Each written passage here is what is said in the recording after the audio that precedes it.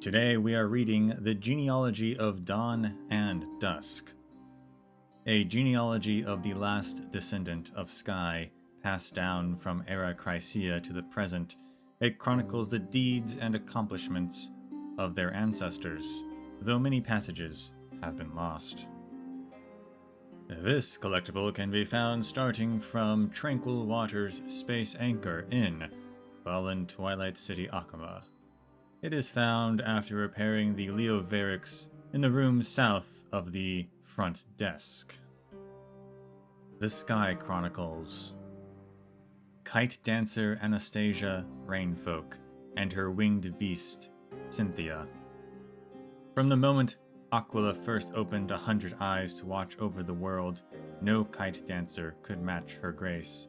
As birds are born to ride the wind, she could bend the slightest breeze to her will with just the tips of her fingers. Back when the sky-bound realm still thrived, we would gather at the Dawn and Dusk festival, cheering as she soared past the clouds. We never knew that Era Chrysia was already ending. Then the Titans of Calamity struck, shooting down Aquila's 100 eyes, and tempests tore apart the roots between the realms. To retrieve a fortress lost to the storm, Anastasia and Cynthia took flight on one final voyage, never to return. Only when she sank into the storm, never to rise again, did we finally understand a new age had begun, and it would never belong to us. Defiant Arbiter Crispus Winterfolk and his winged beast Sheliel. Growing up in the bitter winter of the city closest to the sky, Crispus embodied all that was expected of the winter folk. Calm, meticulous, unshakable in his logic and unwavering in his sense of justice. For half his life, he studied the celestial murals, rising to the next arbiter blessed by Aquila. Then he witnessed the priests rewriting those laws on a whim.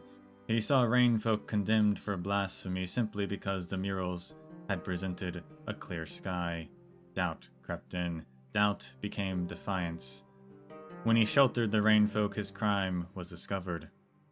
Furious, the sunfolk stoned him to death, and his loyal Sheliel, who tried to protect him with wings, also fell beside him. Before I cast the stone, know this: Aquila has already judged me innocent. So spoke the sunfolk. Daughter of Dusk, Seliose, heretic bloodline.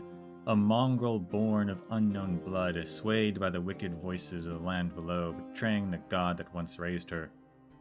The hunter of Skydome. Speak not its name, for it shattered the firmament with its own hands. All heresies of the old world shall burn in its holy fire. The page is littered with revisions, every margin and crease filled with scrawled corrections. In the end, it was all crossed out. Seliose, the day thunder night, and her winged beasts, Lunibus and Solibus. A child of both sun and rain, the first to chase the flame and take up the hunt against the gods. Branded unclean by blood, she descended to the land below, where she met a holy maiden who informed her of the prophecy about Era Nova, and so she returned to the sky, bearing the burden of god-slaying. Solibus set the Titan's wings aflame, Lunibus sealed the Titan's body, and Seliose pierced through Aquila's final eye, wrenching away the authority of Dawn and Dusk, and entrusted the fire-reclaiming mission to those who came after. Even gods who command the sky dome can bleed, and so the great march by countless souls to seize the flame began. Whether it was a heroic or sinful deed, perhaps that is not for us to decide. The Earth Chronicles. Ectra, the Twilight General, and her winged beast Constantine.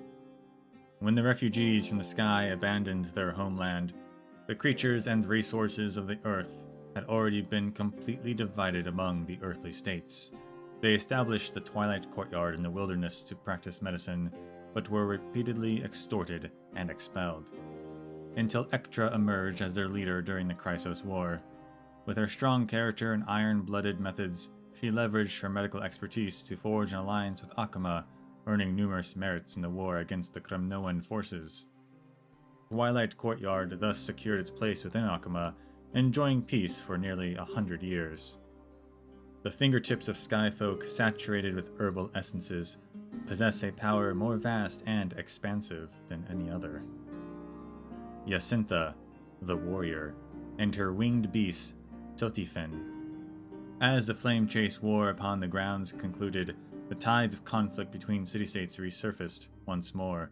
The holy city of Akama experienced power shifts and became unstable, causing the Twilight Courtyard to lose its sanctuary and once again become a wandering tribe in the wilderness.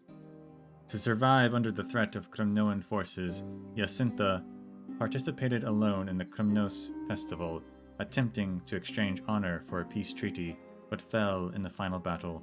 The last leader returned to the embrace of Thanatos, and the refugees from the sky scattered in all directions from then on.